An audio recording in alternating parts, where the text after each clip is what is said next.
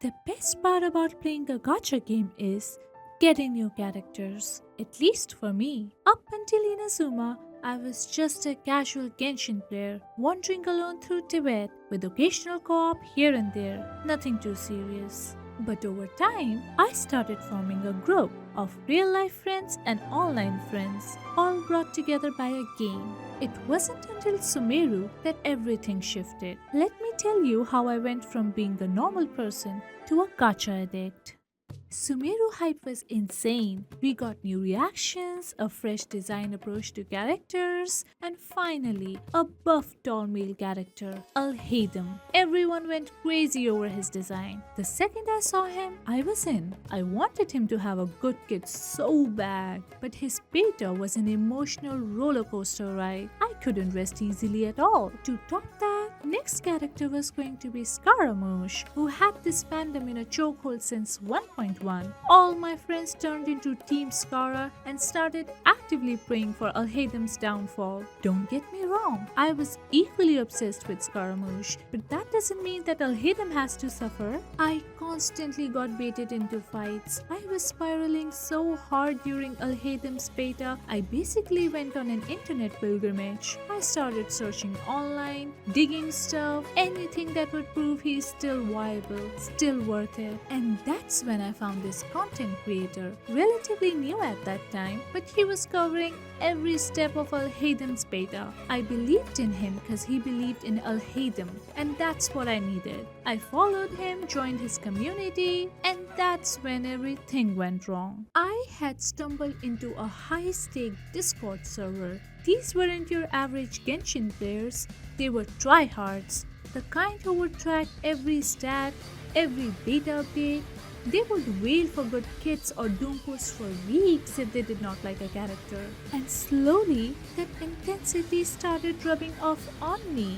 I was getting even more excited for updates. Every Monday was not a work day, but a beta day. I started calling in sick for Wednesdays that had patch updates. If work was important, I would just go in late, because there is no way I can wait till evening. I had a belief that luck wears out if you don't pull for a character within 5 minutes of the patch update, even though I have been on a constant losing streak for the past 3 years doing the same. 10 days prior to my favorite character release date went into manifesting for good luck. I never went as far as sacrificing characters. I was not that crazy. But you know what I did? I made houses. I decorated rooms in my teapot to welcome my babies. If you all think that's a sad way to live my life, I don't care. I really enjoyed all of this.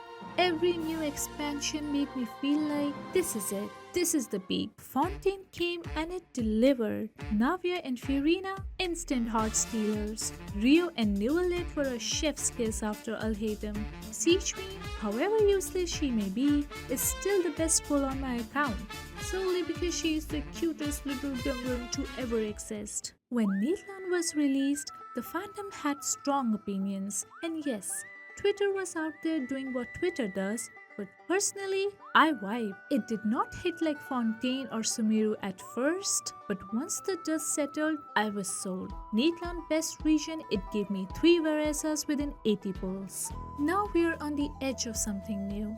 I had mixed feelings for the upcoming patch, Nod Krai, because there is no Archon, and also because after Fontaine and Natlan, I just did not know what to expect. Could they really top themselves, or was it going to be another slow burn love situation? But brother, did they deliver? I was at work when it went live. I saw Columbina in the thumbnail and straight up screamed. Had to excuse myself, went to the bathroom and locked myself in. I couldn't believe what my eyes were witnessing. It was as if I was dreaming. I gasped at the sight of Durin. Did they give him wings and tails? Is that a Blade XP? Centroni! We've met Lama before, but this backshot really stole my heart. She gave me such Neelu vibes. I hope they're playable together. Warka? Is that Warka? Show his face, No, don't edge me like that. Oh, girl, who are you? Bro, stop! Who are you? I love you! I practically fainted at the sight of Varka. My heart was pounding like crazy. My energy levels were off the charts. I needed to scream louder. And then there she was. I have survived 3 years with 3 screenshots of this girl, and she's finally here. I am 100,000% satisfied with her design. At last, my patience has been rewarded. But wait, there's still more to the trailer. What? Huh? Is that Alice? Alice, no way, please, no, my heart, I can't. Guys, I'm not doing well. I'm emotionally bankrupt, spiritually ruined. Wallet wise, also broke. I have literally no funds and I want everyone in Nod Krai. I realized this later that this character is actually Nicole. No way they're giving me Columbina, Alice, and Nicole in the same patch with Varka, who's thankfully a buffed male, and this unexpected beauty who just raised the standard of Genshin women way too high. I have been dying to get Hex in Circle playable since they are witches, and that's one of my favorite troops. Guys, I'm getting two witches. I'm getting two witches.